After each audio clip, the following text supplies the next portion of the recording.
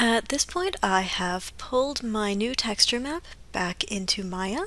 It's assigned to ducky number 2, and I have assigned it to the subsurface radius and color, and that's giving me this really interesting plasticky effect that I kind of like.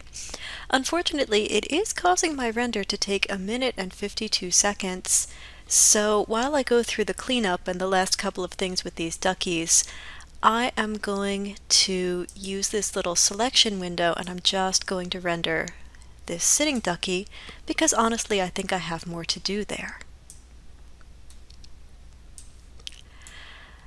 Here in the Hypershade, I've set both of my duckies up so that they are in a single tab, and what I'd like to do is make a little bump map for this ducky so it's not so completely smooth. I will start by making a Bump 2D node, and then since we've worked with it before, I will use a noise texture. From the noise, I will go out color R to the bump value, and then out normal to the normal camera, and now this little ducky should become a little bit bumpy. That's maybe a little too bumpy. So it's time for me to make some changes. I'll start with my Place 2D node, and I'll give this a few more repeats, maybe 3 or 4.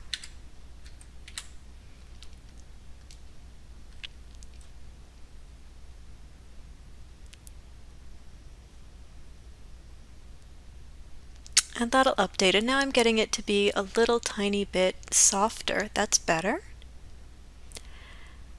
Next, if I want to, I can go into the noise node and I can try different types.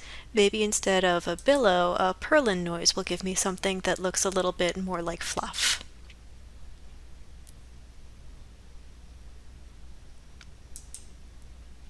Maybe I would prefer to try something wispy.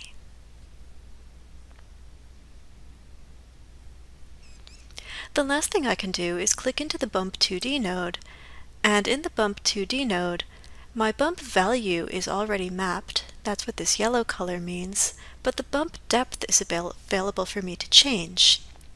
With the bump depth, I can turn this either up or down.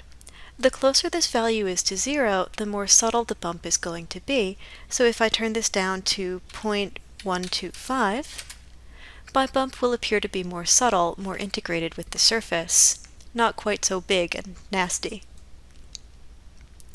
If I did negative 0.125,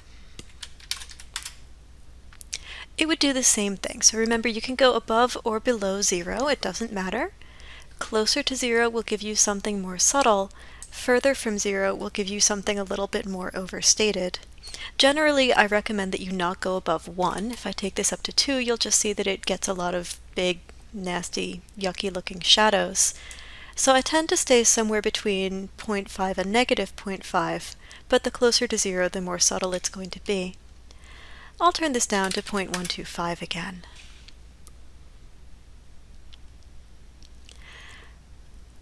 While I'm here, because I do want this ducky to look like it's a plush ducky, for my money it's got a little too much specularity, so I will come into the Ducky AIS, and I will turn my specular roughness up quite a bit.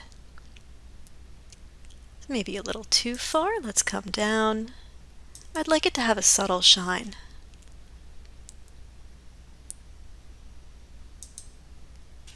So maybe right around in this range. That's going to be enough specularity for me.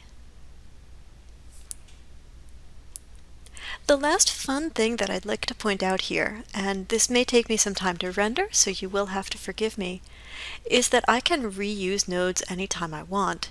If I like the way that this bump map looks, I can reuse it on this ducky very easily. All I have to do is here in the graph area, take this out normal and connect it down to my normal camera. Of course, I'm only rendering this one little part. If I come over here, I can render the whole thing, and I won't make you watch all of this. I will pause it, but what you'll see is that the bump map will be applied to both duckies, which is pretty neat. So I'll pause here and I'll come back when I am all rendered. All right, I am back. Now, here's the fun thing. I'm using the same bump map on both of these duckies, but because of the difference in the UV distribution, it appears to be a lot more subtle on this one than it does on this one. So the thing that I want you to remember is just that when you're texture mapping, you can reuse nodes if you ever choose to, and all of this stuff is completely flexible. If you ever want to go back into Photoshop and repaint one of your texture files, you can do that. If you want to reattach things in a different order, you can do that. There's never going to be one purely right answer. There's never going to be one purely wrong answer. Isn't that great? And also terrifying? I've got one more thing to do, that's the duckie's eyes, so I will do that in my next video.